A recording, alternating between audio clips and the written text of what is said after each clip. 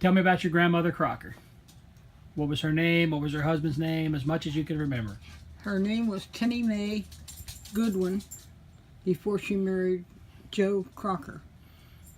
And Joe Crocker was I forget exactly what he did, but a handyman of some sort. And he was missing a thumb. And I asked him, as a 5-year-old would do, what happened to your thumb?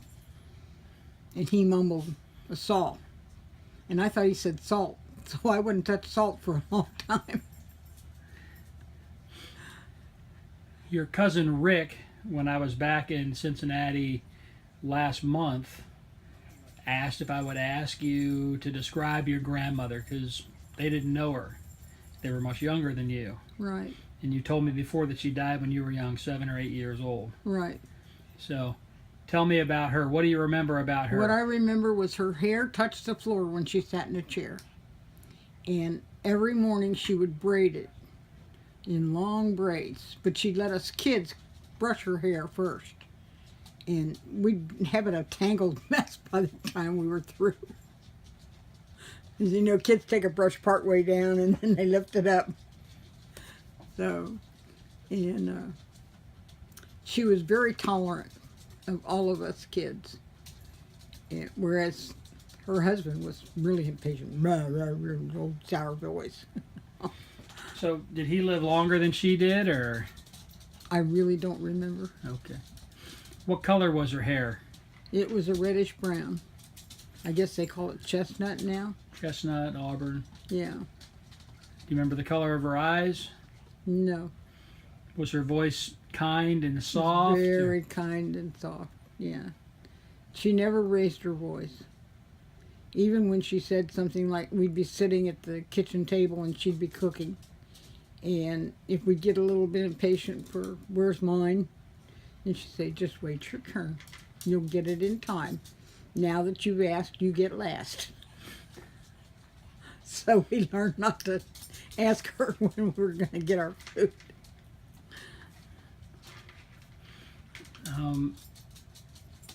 She was your mother Della's sister. She was my mother's Sister. No, she was my mother's mother. Oh, okay, that's right. I'm sorry. Yeah, you had me confused there for Sylvia. Dodie. Aunt Dodie? Aunt Dodie was your mother's sister. Right. Were there any other siblings? Yes. Aunt Ann came before Aunt Dodie. And Uncle Roy and Uncle James, maybe Uncle Earl came before them. I'm not sure where he fit in the picture. Who was the oldest? My mom. Della was the oldest? Yeah. What did Tennie stand for? Did it stand for anything? Tennessee. Tennessee. And she was from? But she was just Tennie. Right. She was from Tennessee. Did she have a southern accent? Yeah. Did you guys try to exploit that when you were kids? Not really. I've heard you've told me before that you tried to get her to talk because you liked We tried to get her to talk because we liked to hear her talk Tennessee. We called it Tennessee, not Southern. And so then she wouldn't talk very much. It turned the focus on her. And her husband, Joe, and Joe's the only name I know, but he probably had more. But he sounded gruff, but I think he was just trying to answer questions in a hurry. He didn't like to be questioned a lot. And so we would ask him, were you born in Tennessee? Yep. Make you work for it. Yeah. What about, how did he actually lose his thumb? You told me. A saw, but I thought he said salt. I thought you said it was a streetcar thing.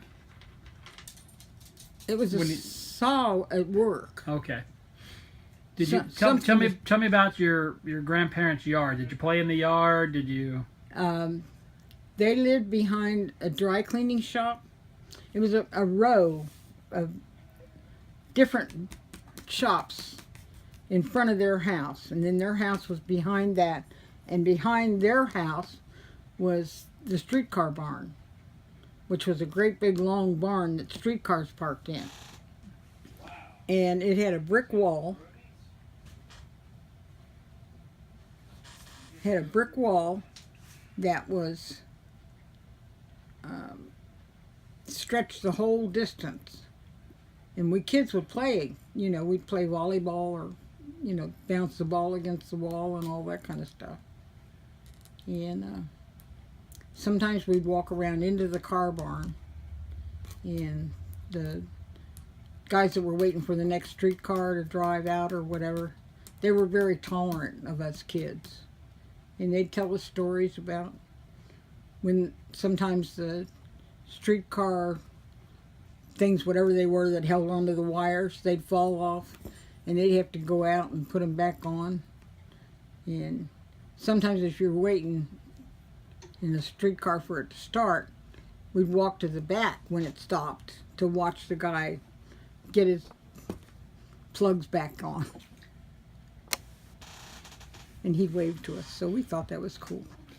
Any other memories of your grandparents that you think your younger cousins might enjoy?